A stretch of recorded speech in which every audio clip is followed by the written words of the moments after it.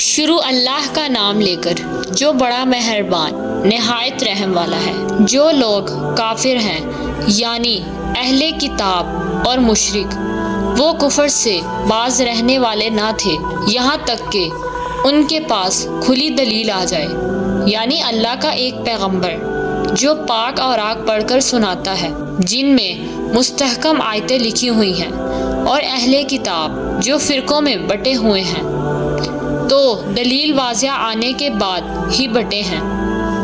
حالانکہ ان کو حکم تو یہی ہوا تھا کہ اللہ کی عبادت کریں، اطاعت کو اسی کے لیے خاص کرتے ہوئے یکسو ہو کر، اور نماز قائم کریں اور زکوٰۃ دیں، اور یہی مضبوط اصولوں والا دین ہے۔ جو لوگ کافر ہیں یعنی اہل کتاب اور مشرک، وہ دوزخ کی آگ میں پڑیں گے اور ہمیشہ اس میں رہیں گے۔ یہ لوگ سب مخلوق سے زیادہ برے ہیں۔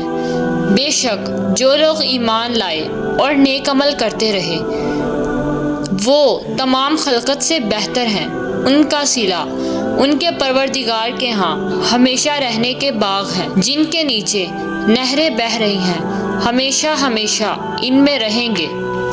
اللہ ان سے خوش اور وہ اس سے خوش۔ یہ صلہ اس کے لیے ہے جو اپنے پروردگار سے ڈرتا ہے۔